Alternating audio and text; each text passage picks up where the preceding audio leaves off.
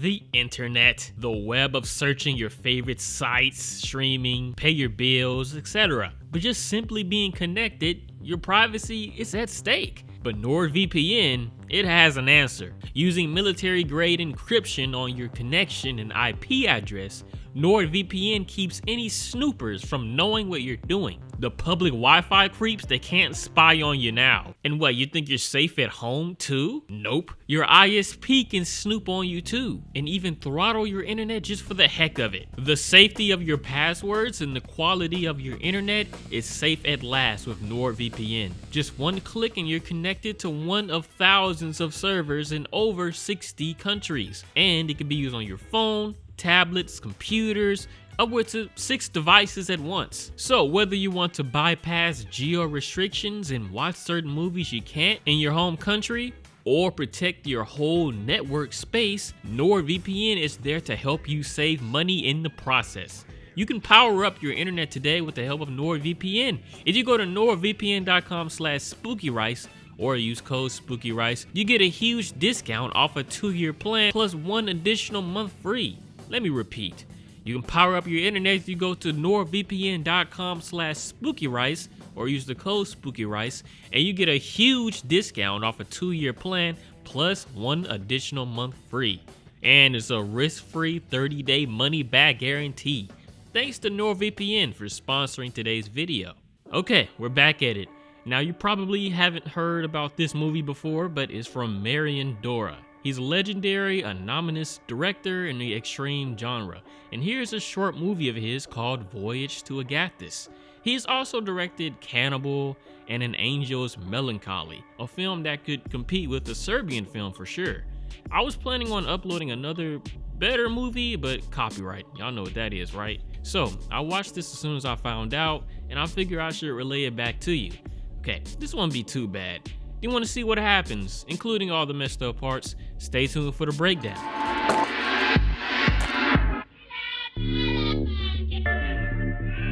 The movie begins with a naked woman running away from danger. You seen my video on bunny games, right? It's kind of like the ending of that movie. Sooner or later, the camera gets a little too close and I can't even care about censoring anymore. Just know someone is tormenting her. For an awkwardly long time at that. Can we move on, Mr. Dora? It don't even look like torment no more. It looks like she's having a fun day at the beach. But then, out of nowhere, we see cutting inside the mouth. That Joker kind of smile. It's kind of meta with how much it focuses into it. There's also slashing on the breast, but it's not that profound. The woman is laid spread out next to the ocean. Next, there is a pretty long intro sequence with scary doll music, and then a quick cut to 2 people on a trip, husband and wife, I assume. They don't seem to be very talkative. Husband likes to drink a little too often, and sometimes there's a close-ups that reminds me of Cutting moments. Hell, even the quiet couple here, they remind me of the couple in Cutting moments. The only difference so far is that these two actually have some spark in their marriage. I'm telling you all this just based on the car ride to wherever the hell they are going. They must be going to Mount Chiliad. Really, the couple go to some weird backyard party with some other couples there. It's like some, I don't know, rich people event or something. It's very dry and the main couple is separated.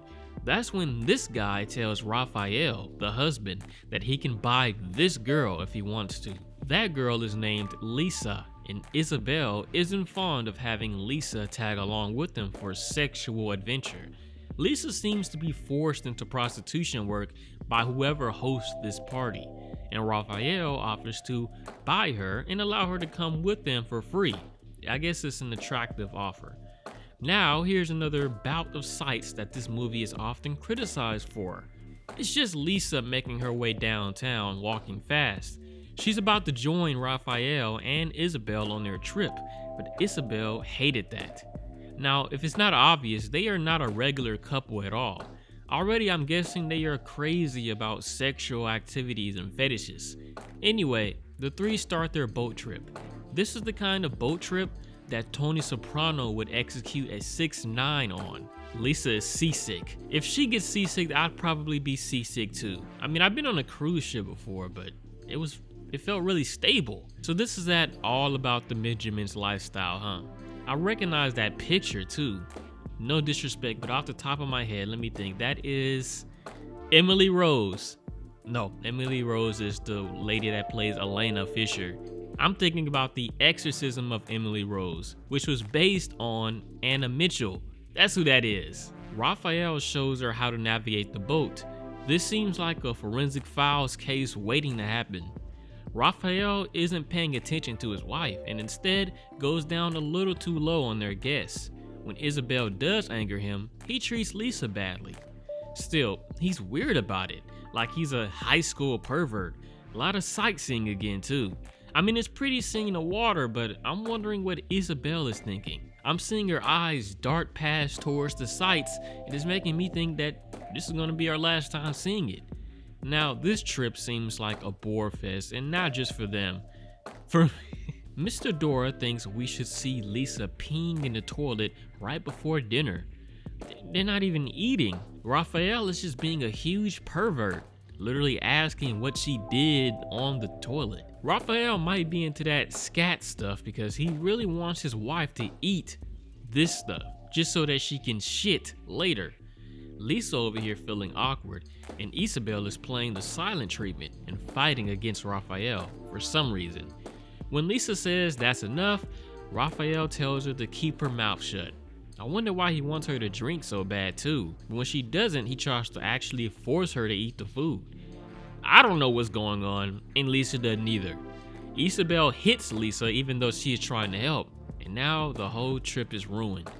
I'm guessing Isabel was a little jealous of their guests. Lisa got on a trip with some weirdos. That reminds me of school fights where people would try to stop the people fighting, but then they'd accidentally get hit themselves and join the fight because of it. I used to laugh at that all the time. The next morning, we see Raphael had a destination in sight, some island. Raphael is starting to give rules to Lisa, like making her topless. He purposefully throws her stuff away when she doesn't listen to him. Also, Isabel isn't mad at Raphael anymore when he diverts his abuse to Lisa. They force her to rid her t-shirt and throw her stuff overboard anyway. Yeah, thanks Mr. Dora. Now I gotta censor this bullshit. They yank her ass right back into the water and won't allow her to get back up. Then the dickhead pulls her up by rope. This movie, it turned weird fast, and the weird couple tie her up on top of the boat, like this. Fishing, and they get this thing. I've never seen this before, but they cut right into it. Just know that they put the weird texture on Lisa and even vomit the insides out at her. This is before he assaults her, and that turns Isabel on. She's ultimate despair. Now this is reminding me of the bunny game. And oh boy, I know y'all can't see this, but he cut right into her vagina a little bit. You can watch this movie on F'd Up Films, by the way, so you can see all that on there. Now this movie is getting into that usual uncharted Mary and Dora territory, that bleak reciting of philosophical mumbo jumbo. Lisa is tied up on top of the boat day and night. Now, Isabel does come out late and gives her a knife to use, saying it's her only chance. But I don't really trust Isabel, especially after she helps get her pee flowing. The next morning, the new couple come to bully Lisa again. Full frontal from Raphael, by the way. You know, I thought they were going to be going to an island. Soon, the couple untie their victim. He says that she is free to go, but that means she's free to swim away. She swims away, but it seems to me that they are giving her a fighting chance. They're gonna hunt her down on the island that she swam to. Damn, I wish they gave her some clothes though. This is very grassy land. Once they see her, they chase her around like a bunch of rednecks. Mr. Dora, all this nudity is a YouTube nightmare. The weird couple creep on Lisa planning to kill, I suppose. I don't know. It's just weird at this point. We got about 10 minutes left. It's like Isabel and Lisa have some weird battle for him. Who likes him? Nobody wants his weak 4-inch attention. Well, Lisa doesn't act and gets stabbed twice. But then Raphael does something very weird and evil.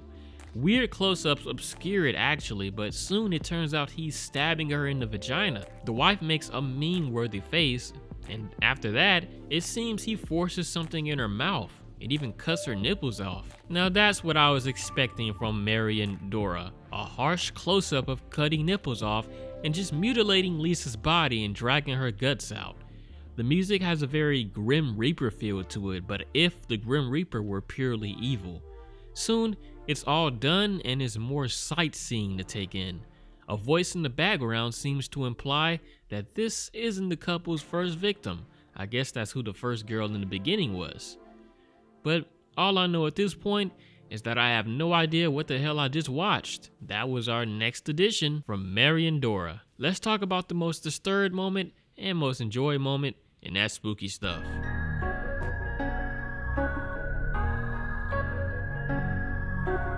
Alright, so this was pretty dry. I truly felt like it was something I didn't need to venture for, but I'm still glad I watched it. It does have that Marion Dora feel to it after all.